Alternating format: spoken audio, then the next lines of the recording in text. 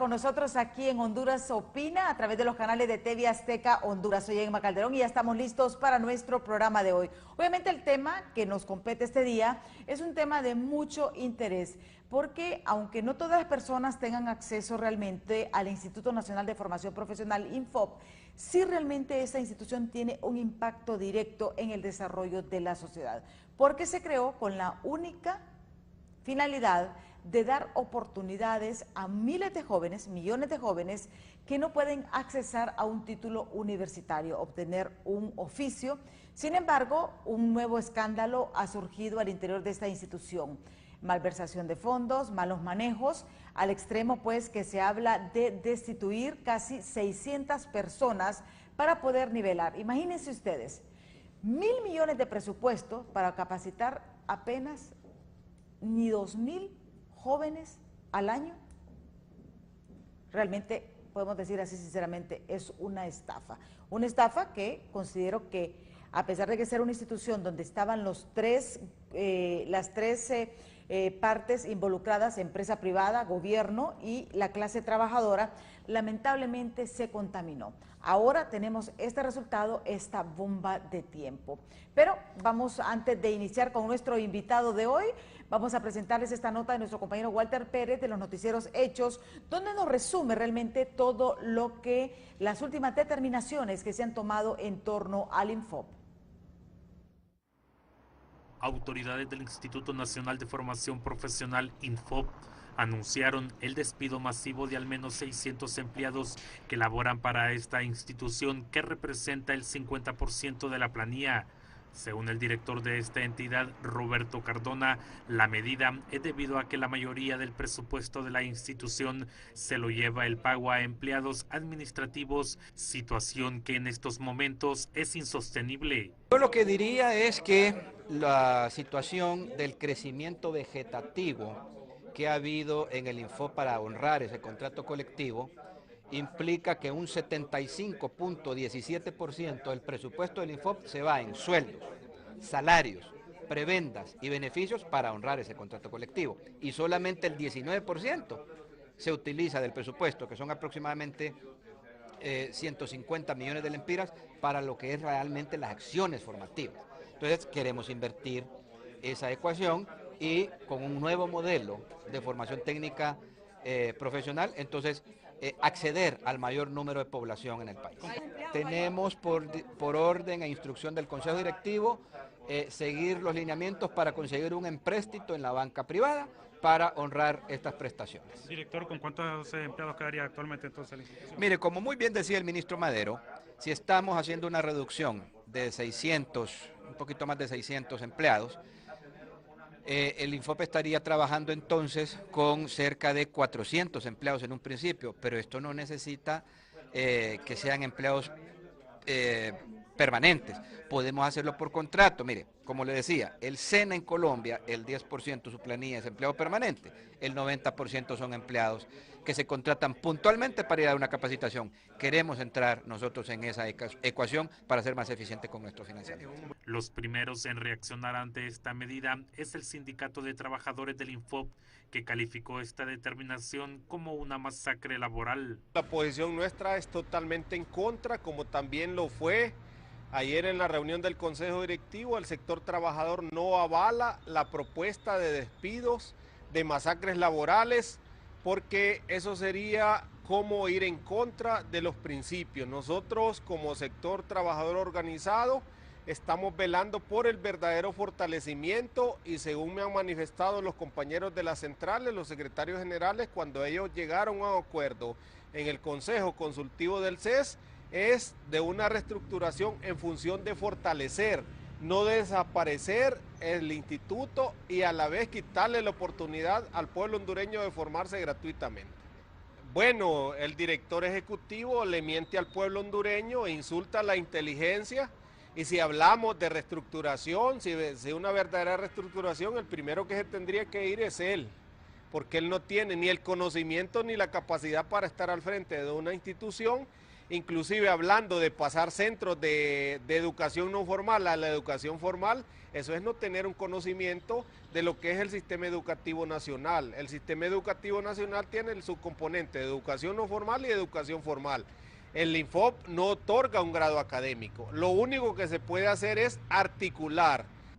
De acuerdo al titular de la Secretaría del Trabajo, Carlos Madero, ya se buscan los mecanismos financieros que puedan cubrir alrededor de los 700 millones de lempiras que servirán para pagar todos los derechos a los empleados. Obviamente este tipo de separación llevará un costo que ronda alrededor de los 700 millones y que se ha instruido a la dirección ejecutiva que busca el mecanismo de financiamiento. Pero al final yo creo que es un mensaje de esperanza. Mire, hemos analizado ayer los muchachos que no entran a la universidad porque no pasaron el examen. Son más de 3.000. Ahora con este nuevo modelo vamos a trabajar con las universidades y estos muchachos que no entran aquí vamos a pagar para que les den técnicos universitarios. Es un cambio de paradigma, de estructura, de cómo llegar y sobre todo tener acciones puntuales también con el sector privado que permitan a los jóvenes insertarse y tener mejores empleos. Si usted se fija, no se está cerrando el INFOP, sino que lo que se está cambiando es la forma como la formación se va a dar. Estamos hablando de un modelo público también, acompañado de otro modelo público, es un cambio de paradigma en el país y yo creo que esto es porque los jóvenes se lo merecen. Tenemos que pasar de formar técnicos planos, técnicos, por ejemplo, técnico de refrigeración, muy bien, pero hay que sacar un técnico bachillerato de refrigeración, significa que le dé un valor agregado. Este plan busca, según las autoridades del INFOP y la Secretaría del Trabajo, migrar hacia un modelo de profesionalización en la formación técnica para el empleo, pasando del funcionamiento de los centros fijos a los colegios técnicos de alto nivel, constituyendo esto un cambio histórico del sistema de formación técnico profesional. Con imágenes de Orlando Ramos, Walter Pérez, Azteca Noticias. Como les digo, este es un tema de mucho impacto por el hecho de que se da oportunidad. Muchos jóvenes que no pueden continuar el colegio por determinadas razones, no pueden ir a la universidad, pues tenían la opción del INFOP, pero vemos que el INFOP no dio esa respuesta. ¿Y qué pasó? Habían tres partes: gobierno, empresa privada y clase trabajadora. Pero los tres se pusieron de acuerdo, los tres se confabularon porque todos sabían lo que estaba sucediendo. Yo creo que aquí no es que aquel es culpable, no. Las tres partes son responsables y culpables de lo que sucedió en el INFOP.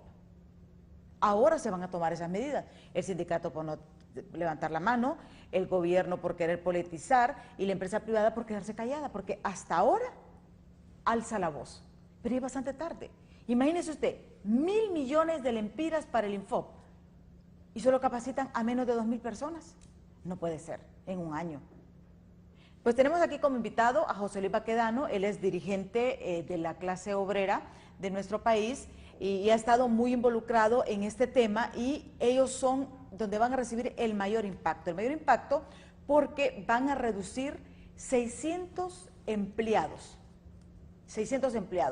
que suman más o menos, rondan entre 600 y 700 millones de lempiras el pago de la liquidación de sus derechos laborales.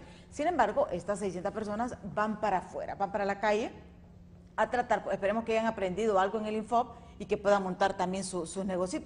Muchísimas gracias, José Luis, por estar aquí con nosotros en TV Azteca. Gracias, Emma, por darme la oportunidad de hablar de este tema tan importante para el pueblo hondureño, para esos jóvenes que no tienen esa oportunidad de ir a un colegio privado, a un colegio público, a una universidad privada, y no digamos a las universidades públicas, la UPN y la UNACH, donde ahora hay que hacer un examen de admisión.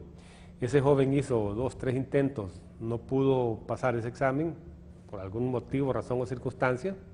Ese joven tiene que buscar alguna alternativa, y la única alternativa que tiene es la universidad, que le llamamos nosotros la universidad de los pobres, la universidad de los excluidos, de los postergados, de esos jóvenes que no tienen otra alternativa. Entonces tienen que ir a buscar al INFOP esa formación técnica profesional para buscar un empleo y generar un mejor futuro, poder resolver sus necesidades básicas elementales como familiares.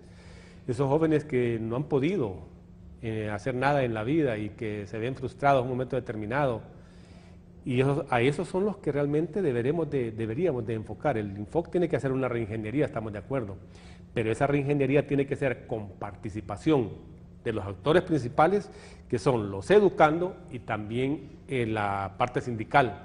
Hay un sindicato ahí constituido desde hace mucho tiempo, que es afiliado a nuestra confederación, y el sindicato tiene que ser actor principal. No pueden aislar al sindicato, no pueden victimizar, no pueden satanizar el sindicato, el contrato colectivo, porque al final de cuentas no hemos sido los trabajadores, los administradores del INFOC, han sido politiqueros que no han tenido la formación profesional, que los han mandado ahí porque son del partido X o del partido Y, porque han pegado afiches, porque se han ganado en activismo. ¿Se politizó? Ese es un problema. Haber puesto políticos al frente de instituciones tan nobles, tan importantes como el INFOC.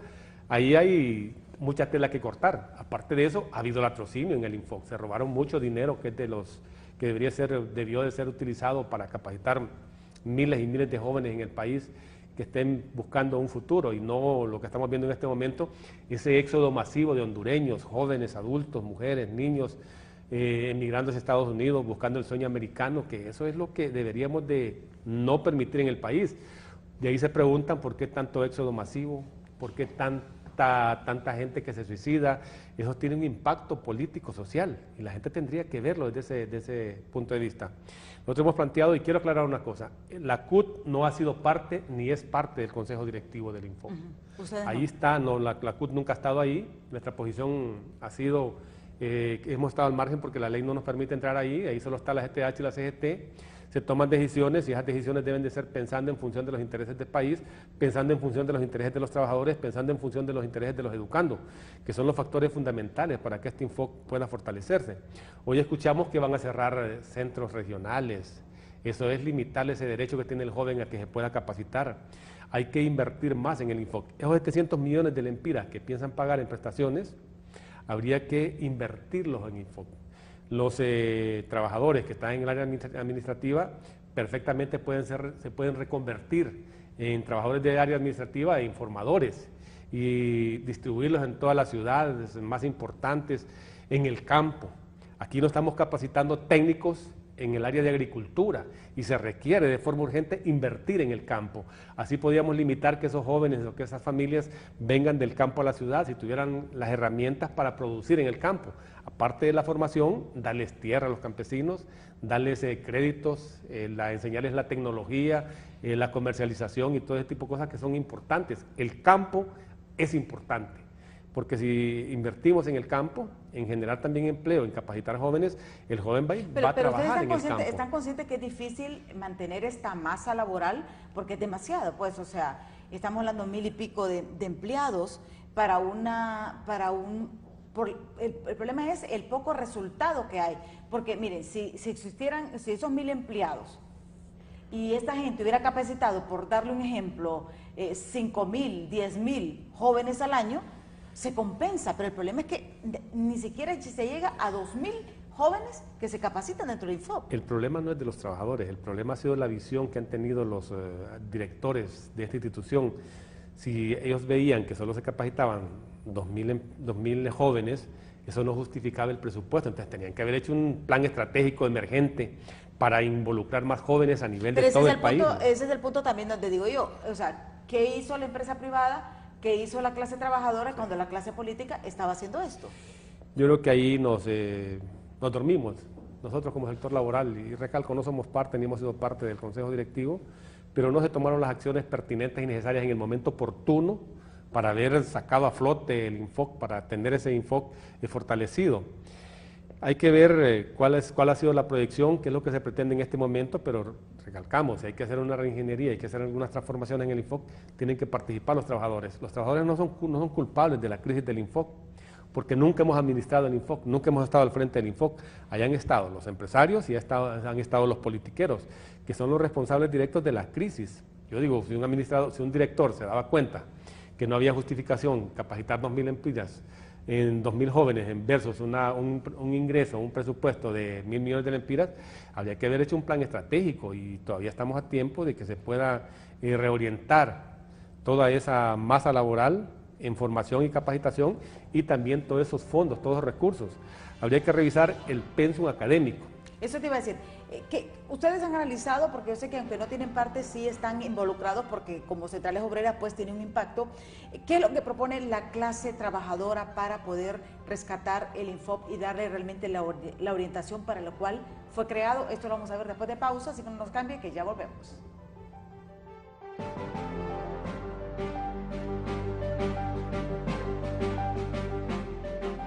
Naturas, la marca número 1, hizo pruebas para confirmar que Ketchup Naturas es el sabor de los expertos en tomate. Me quedo con Naturas. Su sabor a tomate es delicioso.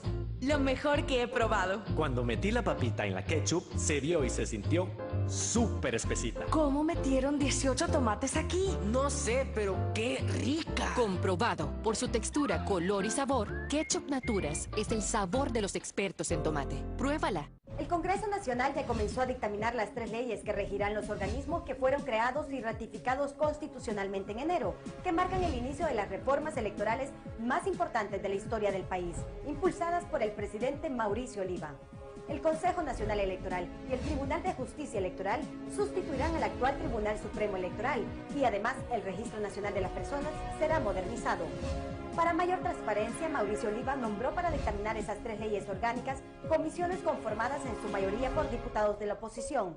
Con estos 3 nuevos organismos se inician transformaciones en el ámbito electoral para recuperar la confianza de la ciudadanía en los resultados de las próximas elecciones. Así cumple el Congreso Nacional, abierto, plural y democrático. Rexona Clinical te da extra protección. Para demostrarlo, tenemos 2 globos iguales. Haremos un agujero del mismo tamaño a cada globo. Aplicamos un desodorante común en aerosol en un globo y el nuevo Rexona Clinical en aerosol en el otro. Rexona Clinical te da máxima protección, manteniéndote seco y libre del mal olor. Incluso en condiciones de alta temperatura. Rexona Clinical, 3 veces más protección, ahora en aerosol y rolón, porque si se trata de Clinical, tiene que ser Rexona. Rexona no te abandona. Acompáñanos en el mejor programa de investigación del fenómeno OVNI. Todo lo que ellos no quieren que sepas y tú quieres saber. Soy Jaime Maussan y esto es Tercer Milenio. Todos los sábados, 8 de la noche, por TV Azteca Honduras. Más cerca de ti.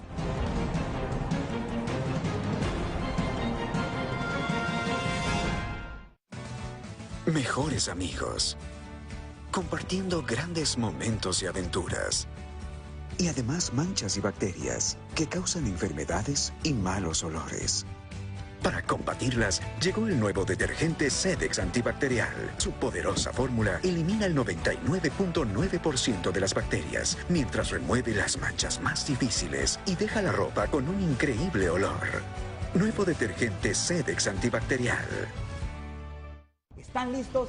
Llégate a la Azteca Honduras, el concurso de canto más visto en todo el mundo. No te puedes perder este martes y miércoles, La Voz, a las 7:30 de la noche. Solo aquí por TV Azteca Honduras.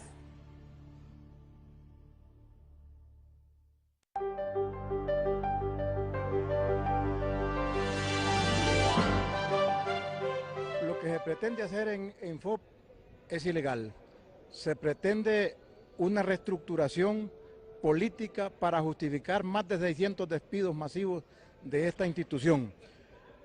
Es una institución que nace para formar mano de obra calificada y hoy el director ejecutivo de esta institución ha generado una campaña en contra de la institución, en contra de los trabajadores, en contra del sindicato, para justificar la privatización, justificar despidos masivos y ahora cambiar la estructura del Infop.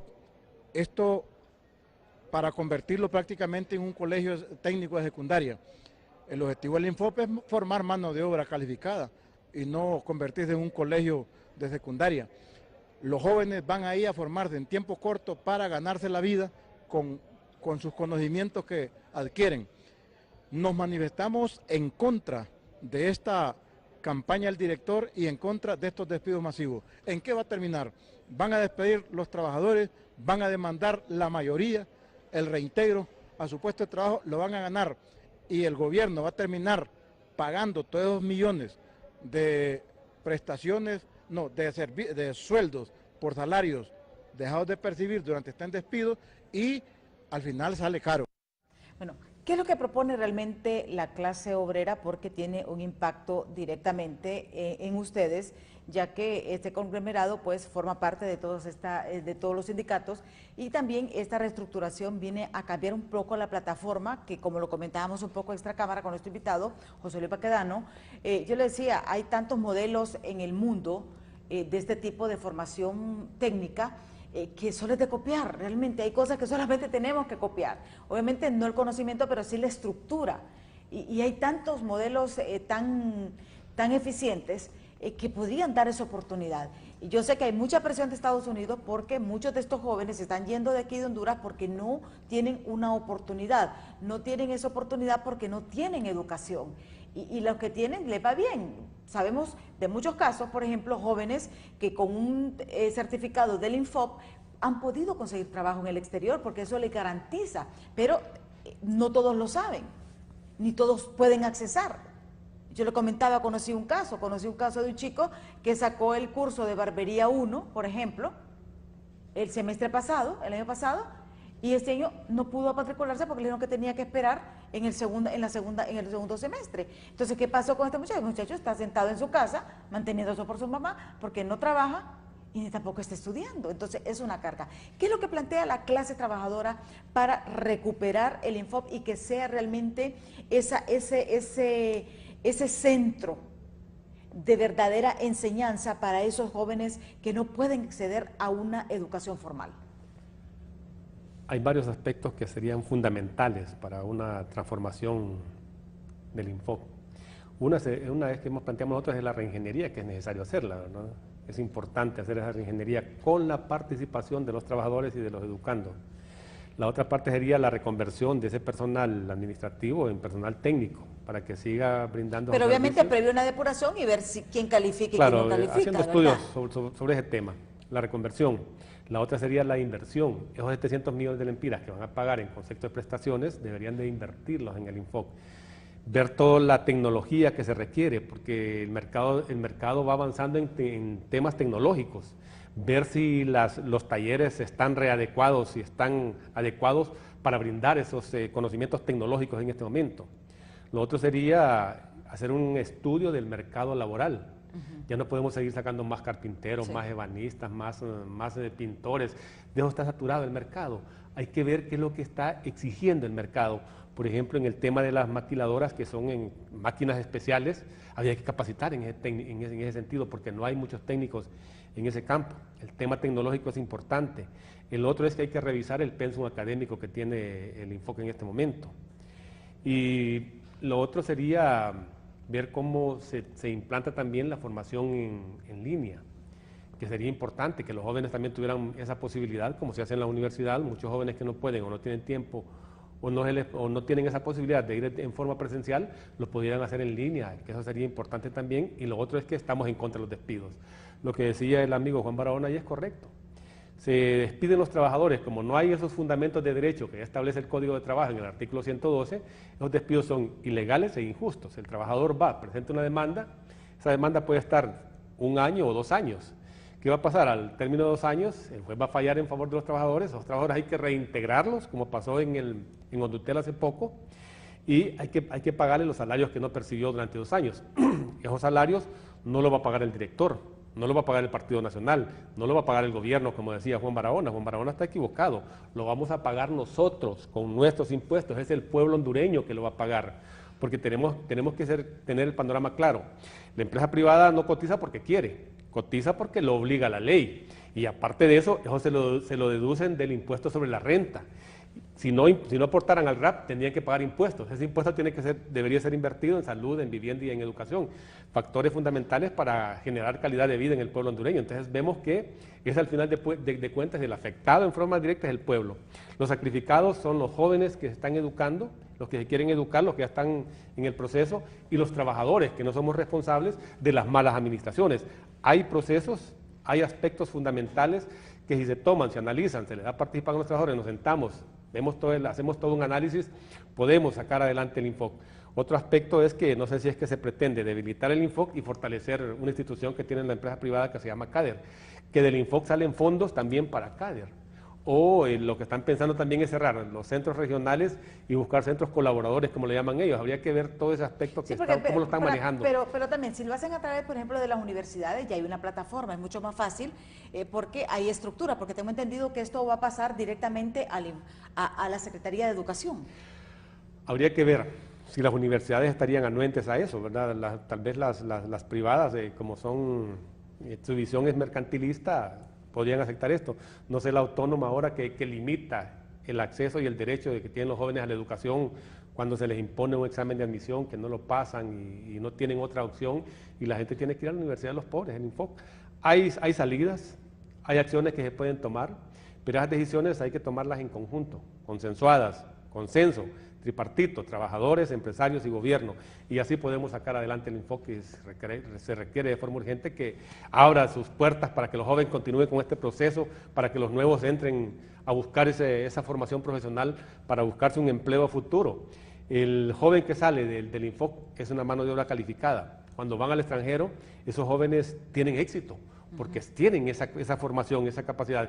Y eso quiere decir que los instructores del Infoc también son capaces, porque brindan esos conocimientos que estos jóvenes ponen en práctica, tal vez no en el país, porque no tienen la oportunidad de un empleo, sino que lo van a hacer a otros países, y esa es mano de obra calificada, que ganan muy bien y los persiguen y tienen mercado laboral a nivel internacional. Sí. Ahora bien, ¿ustedes creen que este proceso cuánto tiempo más o menos va a tardar? Bueno, no debe pasar de un par de meses, porque aquí el afectado, y hasta mucho, porque el afectado directo es la zozobra que tienen los trabajadores, ¿verdad? En primer lugar. El otro es que los jóvenes que en este momento tienen parado su proceso, que ya empezaron el año pasado, hay unos que son de 1, 2 o 3 años, que en este momento no están recibiendo sus clases, ya deberían de estar recibiendo las clases, porque no es culpa del joven, no es culpa del educando. Y darle la oportunidad a esos otros jóvenes que van a empezar este proceso, este ciclo, a partir de este año. Aquí estamos afectando a los jóvenes, ¿verdad? A los padres de familia que tienen que mantener a estos jóvenes, que no hayan que hacer un momento determinado con ellos. Y lo más positivo es que estos jóvenes ya empiecen con su proceso formativo, ya sea a continuación o sea que vayan a empezar nuevamente, y en el camino ir viendo cómo se va haciendo toda esa reingeniería, toda esa readecuación del Infoc para tener un Infoc fortalecido, que siga siendo público, que siga siendo propiedad del pueblo hondureño y que brinde esos servicios de calidad y calidez que históricamente ha brindado. Sí, eso es interesante porque yo sé que las reuniones, los cabildeos y los consensos continúan. ¿Ustedes cómo miran esto de que ahora el Infoc pase a manos del sector de la Secretaría de Educación? Yo creo que... ¿Es positivo? Hay dos procesos. Es la educación formal, que compete ya a la Secretaría de Educación, y está la formación técnica, que el rector de esa educación técnica es el Infoc. No podemos sacarlo de este concepto. Pero tiene que estar bajo el esquema de la Secretaría de Educación. Bueno, eso sería un aspecto, pero lo otro es que el Infoc siempre tiene que seguir siendo el rector de la política de formación profesional en el país. No quitarle esa responsabilidad que debe de tener esta institución, porque si tenemos una Secretaría de Educación colapsada, con un sistema de educación de mala calidad, con centros educativos que no brindan las expectativas de los niños, vamos a complicar al Infoc y vamos a complicar la educación. Mejor hay que ser más proactivos en ese sentido y ver qué es lo que más conviene. Si el Infoc debe seguir siendo el ente rector de la formación profesional en el país, que lo ha hecho muy bien, la certificación también, que es otro aspecto que debería de manejarse a nivel del Infoc, para que estos jóvenes capacitados, formados, ya certificados, tengan esa opción de tener el mercado laboral. Porque uno de los grandes problemas que tenemos en el país es el problema de no existe ese mercado laboral, no hay inversión, y los jóvenes pues tienen que buscar alguna alternativa. Y en este momento el Infoc se vuelve como esa opción, como esa alternativa que no tienen en la educación formal. Sí. ¿Ustedes están conscientes de que la reestructuración tiene que darse en estos momentos? Con la participación de los trabajadores. Hay gente que ya quiere irse. Actualmente, ¿cómo? Hay gente en el Infoc que si le dicen que le dan sus prestaciones, yo creo que la va a aceptar, unos porque ya están en el proceso de jubilarse, otros que tal vez ya no quieren estar en el Infoc, pero así agarrar a rajatabla, vamos a despedir 600 trabajadores, yo le llamo a eso la crónica de una nueva masacre laboral anunciada. Ya existe en el país. ¿Esto debilitaría la clase trabajadora? Sí, no, sí afectaría al Porque sindicato. prácticamente son muy pocos los sindicatos fuertes, Afectaría también al consolidados que sindicato, ¿verdad? Porque el 50% de su membresía la perdería, debilitaría en el sindicato también en cuanto a membresía y económicamente. Ya existe 1.600.000 hondureños que no tienen empleo en el país, es enorme. Y ahora con estos 600 hondureños y hondureñas que van a perder su empleo, irían a engrosar las filas de ese enorme ejército de hondureños que no tiene un empleo en el país, porque no hay inversión, nadie está invirtiendo en el país, porque no hemos generado las condiciones adecuadas. Aquí se requiere garantizar la seguridad ciudadana, la seguridad jurídica, la seguridad política, el tema de la tramitología, para incentivar a empresarios que puedan invertir en el país. El tiempo se nos ha agotado, José Luis. Muchísimas gracias por habernos acompañado aquí en Honduras Se Opina. Muchísimas gracias, televidentes. Así que